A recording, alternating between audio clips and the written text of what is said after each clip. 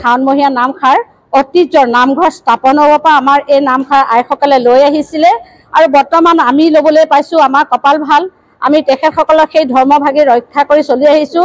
আমাৰ এই মাহটোতে শাওণ মাহটো শাওণৰ 7 দিন যোৱাত আমাৰ যিটোৱেই প্ৰথম পূৰ্ণিমা পৰে সেই পূৰ্ণিমাতে আমি এই নামষাৰ উঠাওঁ। যেনে আজি আমি এই নামষাৰ উঠাইছোঁ 7 দিন নাম লোৱাৰ পিছত। আৰু আমাৰ সমাজত এই গাঁওখনত 5খন সমাজ আছে। 5খন সমাজে আমাৰ পুৰুষসকলে অতীজৰ পৰা চলি অহা নামঘৰ স্থাপন হ'ব পৰা দেওবাৰে এষাৰি প্ৰতিদিনে এষাৰ নাম প্ৰসংগ কৰে আৰু সেইমতে এতিয়াও চলি আছে। আৰু আমাৰ সোমবাৰেও এখন সমাজে নাম লয়, এখন সমাজে মঙলবাৰে লয়, বুধবাৰে লয়, বৃহস্পতিবাৰে আমাৰ এই মাহেকীয়া সমাজে লয় আৰু আমাৰ শুকুৰবাৰো লয়।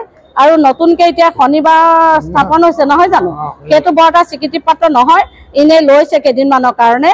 কিন্তু আমাৰ এই বছৰৰ ভিতৰত শংকৰদেৱৰ জন্মতিথি মৃত্যুতিথিৰ পৰা আদি কৰি আৰু কৃষ্ণৰ জন্মাষ্টমী আদি কৰি সকলোখিনি আয়োজন কৰা হয়। আমাৰ ৰাস দৌল উৎসৱটো আমাৰ খুব সুন্দৰকৈ পতা হয়। প্ৰতি মাহে ফাগুণমহীয়া আমাৰ যেতিয়াই ফাকুৱা আহে তেতিয়া আমাৰ এই উৎসৱটো খুব সুন্দৰভাৱে আমাৰ নামঘৰৰ সকলো কমিটিয়ে পালন কৰে আৰু সকলো মিলাপ্ৰীতি হিচাপে আমাৰ যিটো নিয়ম অনুসৰি সকলোতে তেখেতক ঘুনুচা ফুৰোৱা হয় আৰু তেনেদৰে আনি নামঘৰৰ ভিতৰত আদৰি আনি ভকত বৈষ্ণৱে তেখেতক পুনৰ আকৌ নিজৰ স্থানত স্থাপন কৰা হয়। এইদৰে আমাৰ মাছৰহাটৰ বৃহৎ মাছৰহাটত সকলো ধৰ্ম সকলো ব্যক্তি মিলি একোখন সমাজ হৈ আৰু হৈ যোৱা কিছুমান আমাৰ আছে অখণ্ড ভাগৱত হৈ গৈছে, তাতো আমাৰ কোনো ভেদাভেদ নোহোৱাকৈ সকলো জাতি ধৰ্ম মিলি আমাৰ সেই অনুষ্ঠান ভাগি পতা হয়।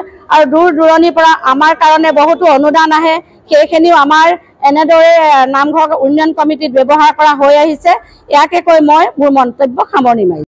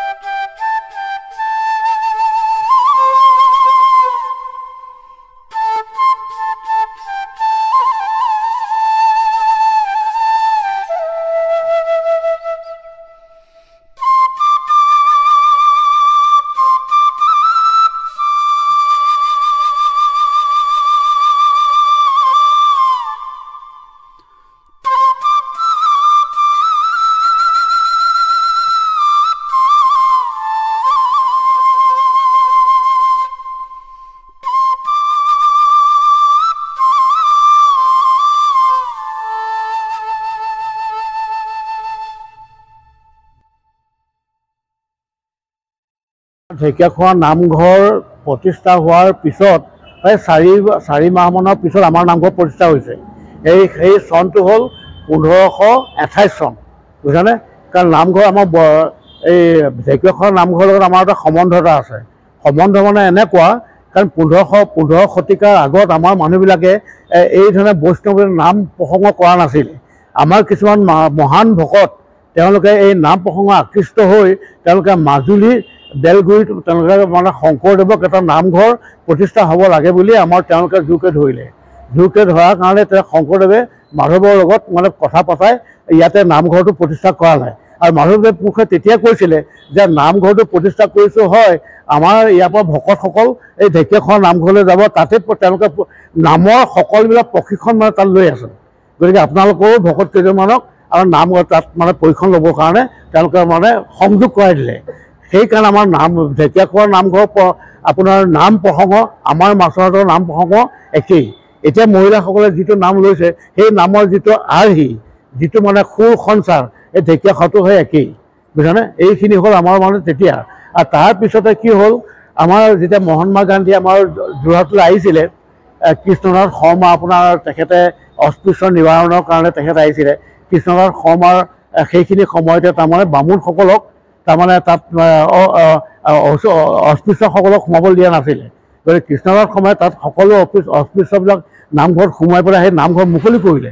এই নামঘৰ তেতিয়া মানে মহাত্মা গান্ধী 1934 চনৰ 18 এপ্ৰিল তাৰিখত আমাৰ এই নামঘৰলৈ আহিলে। আমাৰ নামঘৰত আহি পেলাই তেখেতে নামঘৰৰ মজিয়াত বহি ইয়াত নাম প্ৰসংগৰ পৰা আৰম্ভ কৰি প্ৰসাদো খাই গৈছে। আৰু তেখেতে এইটো কথা কৈছে যে মই ইমান ভাৰতবৰ্ষত মানে ঘূৰি ফুৰিলোঁ, কিন্তু মাছৰ হাটৰ নিচিনা নামঘৰ মানে এনেকুৱা এটা মই দেখা নাই, যিটো নামঘৰত মহিলা আৰু পুৰুষ সকলোৱে একেলগে নাম প্ৰসংগ কৰি পেলাই এই ধৰণে মানে প্ৰসাদ খোৱা। নামঘৰবিলাকত চিলুকাষ্ট মানুহক মানে সোমাবলৈ নিদিয়ে, তেওঁলোকে আঁতৰৰ পৰাহে মানে সেৱা লয়। গতিকে এই নামঘৰত মই যিটো কাৰণে আহিলোঁ দেখিলোঁ ইয়াত অস্পৃশ্যতা একো নাই, এই বুলি ভাবি তেখেতে সেইষাৰ কথা কৈ গৈছে।